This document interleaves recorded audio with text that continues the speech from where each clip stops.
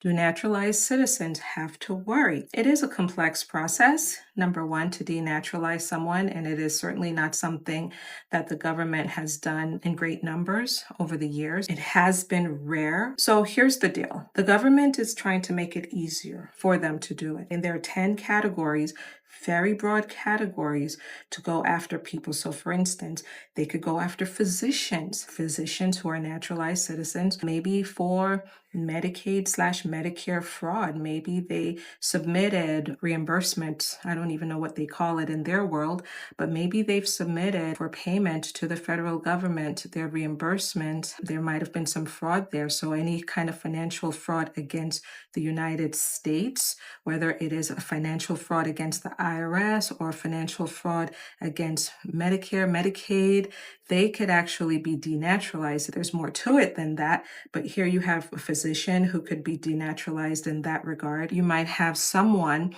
with a pending criminal charge. These are the words of the Department of Justice, pending criminal charge, who could also face denaturalization.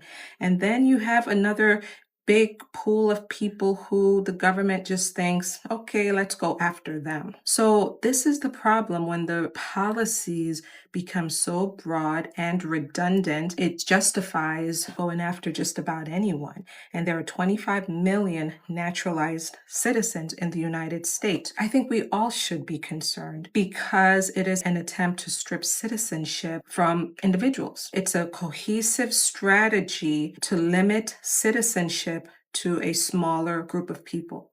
And we see citizenship under attack on many fronts. Yes, you have birthright citizenship, which is before the US Supreme Court. They are going to be taking that issue up. You have that there. And then you have the Voting Rights Act. That's going to have an impact as well with respect to how strong you, US citizen, how strong your voice will be. Other voices will be stronger than your voice, and your influence will be less than other citizens' influence. So citizenship stripping, it's not just, okay, they've stripped me of my citizenship and I'm back to being a resident, or I'm not anything. I might even have been deported. I don't know. It's not just about that. It's a more cohesive strategy to weaken a number of people. And then you have others who are talking about stripping citizenship rights from women because it should be a family vote, not an individual vote. The husband should vote for the entire family, and his voice is the one that is to be considered. So it's about influence. And so that's really what's going on. And so I think everyone should be concerned about that,